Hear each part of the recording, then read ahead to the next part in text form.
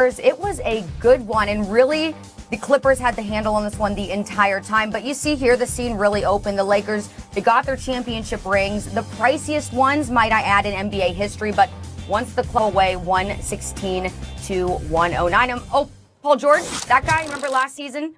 What had happened? Yeah, he scored 33 points last night. So, Max, are the Clippers the team that the Lakers need to be most worried about this season?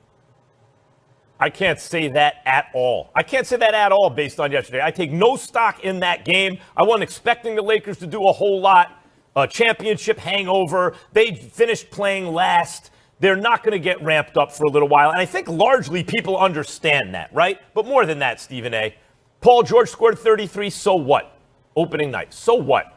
I need to see Paul George score 33 closing night, not opening night. And that's the whole question about this team. Now, do I like what they've added to the team? Do I like Ibaka? Oh, yeah. And we both agreed that Ibaka was an upgrade on Montrezl Harrell, who's a nice player. But Ibaka can also shoot it and can defend. And he's a veteran with championship experience, all that. That's a really nice pickup. They did not get Rondo. They did not get the point guard who can organize that offense. Batum, if a dude like that is interested, right, because he got his money and he went to a place where they weren't going to be competitive and we all forgot about him, and frankly, he didn't play very well.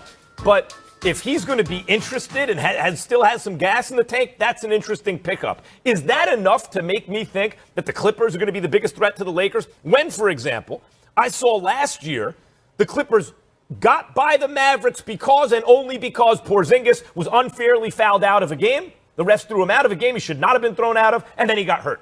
If Porzingis is healthy, Mavericks are better than the Clippers last year. I watched it, and I picked the Clippers. And I said after that series, Mavericks are a better team than them. Maybe the Nuggets are too, right? Like a team the Clippers actually lost to. Let's see what happens with Porter Jr. I can't say based on day one, when you're not in the playoffs and Paul George shows up, I want to see playoff PG-13 become a compliment, not an insult. Then I'll buy the Clippers. Well, first of all, I can say that the Clippers are the biggest threat to the Lakers because last night had nothing to do with that. I felt that way coming into the season. And here is the reason why. I don't think we'll ever see Kawhi Leonard and Paul George more motivated with the acquisition of Serge Ibaka and Ty Lue coaching them and having the cachet to hold them accountable, even more so than Doc Rivers. Remember, when Doc Rivers inherited them, he was in his 6th year in Los Angeles. There was questions as to what his future was going to be as the Los Angeles Clippers coach, because sometimes when you're there and you're in a particular place long enough, sometimes they feel they just need a new voice, and you had people close to Ballmer that didn't necessarily want Doc Rivers to be retained. So as a result of that, he walked in the last season with all of that going on. Then you combine that with the bubble and the bubble play because the NBA season was halted. The reality of the situation is that Ty Lue is in a better situation than Doc Rivers was to coach this team. Now, you're Kawhi Leonard. Unlike your first championship in San Antonio, unlike your second championship in Toronto, you are the face of this franchise, meaning these Los Angeles Clippers. They mortgaged the farm in order to get you by giving you what you wanted in terms of acquiring Paul George. So as a result, it's not just Kawhi's responsibility.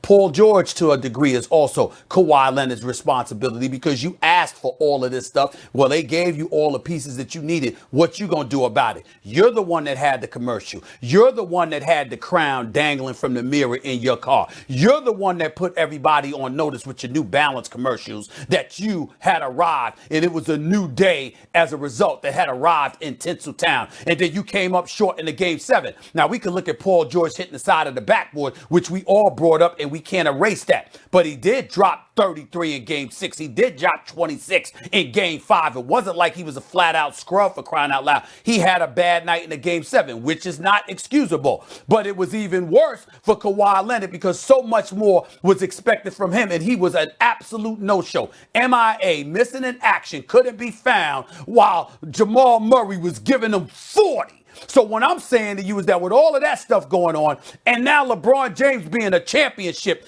in the same building, in the same city, in the same town, with you still having those damn commercials, I think they're highly motivated. And as a result, We're going to see the Clippers come at the Lakers. I think that that's their problem, Max. They wasn't even interested in playing anybody else but the Lakers. The Clippers get up for the Lakers unlike they get up for any other team in the NBA. If you're talking about what could happen to them beforehand, fine. But if you're talking about a matchup face to face, you against me, the Los Angeles Clippers are the most significant threat to the Los Angeles Lakers because that's the one team they get up for every night.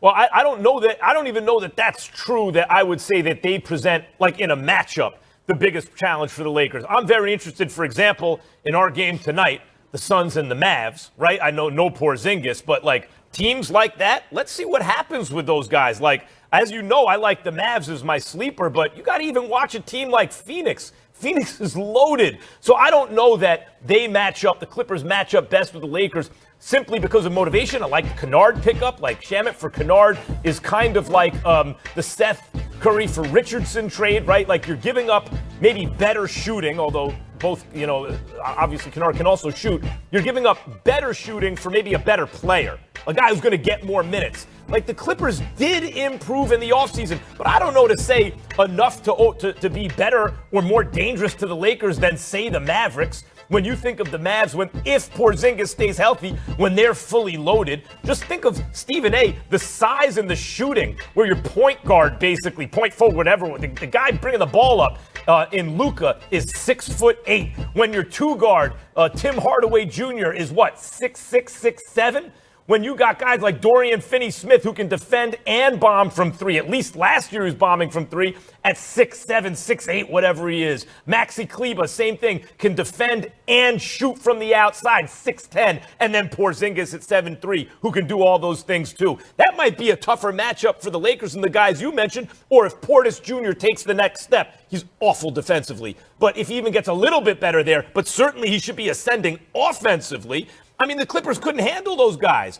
And by the way, the Lakers could, but that was still a team in its embryonic stages developing. What's going to happen this year if they actually come out as a more mature, better team with a legit third option? I don't know the Clippers are the toughest matchup for the Lakers just because they're motivated. I need to see Paul George perform under pressure, period.